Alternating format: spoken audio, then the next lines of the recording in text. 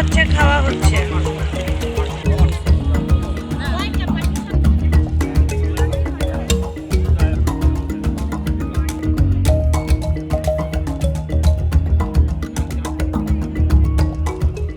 আমাদের পিঠার মধ্যে আকর্ষণীয় হচ্ছে মাশরুম, যেটা আমি সব কয়টা খাবারের মধ্যে আমি মাশরুম ব্যবহার করেছি।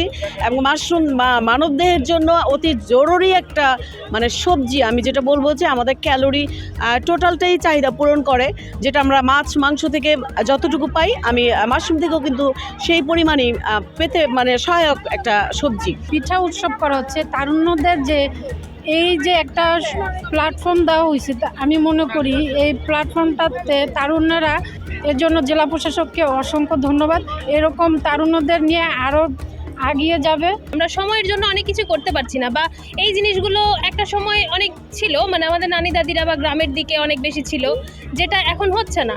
তো নারায়ণগঞ্জ জেলা প্রশাসনের এই উদ্যোগে এই জিনিস মানে আমরা সেই জিনিসটা আবার সবার সামনে তুলে আনতে পারছি। এটা হচ্ছে ভাবা পিঠা, এটার নতুনত্ব নাম দিয়েছি আমি। এটা হচ্ছে কাঁঠাল পাতা দিয়ে ভাবা পিঠা তৈরি করছি। এটা নাম হচ্ছে আপনার পাতা ভাবা পিঠা। এটার মধ্যে আপনি 3 লেয়ারের মিঠাই দিচ্ছি, মুচি গুড়টা সাথে দিচ্ছি হচ্ছে নারিকেল। এই হচ্ছে আমাদের পাতা ভাবা পিঠাটা।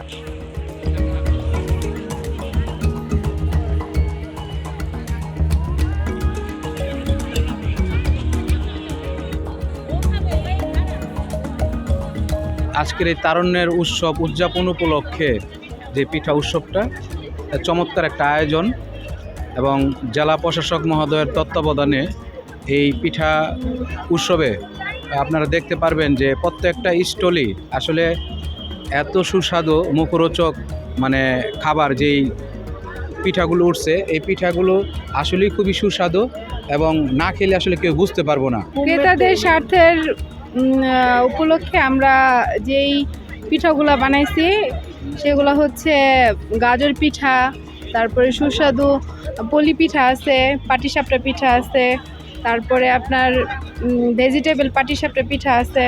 আমি যেখানে পিঠা মেলা হয় ওখানে যাই, 2-4-5 পিস পিঠা খাই। আমাদের জন্য খুব ভালো লাগে। এখানে নকশি পিঠাটা পছন্দ হয়েছে, তাই নকশি পিঠাটা খাইলাম।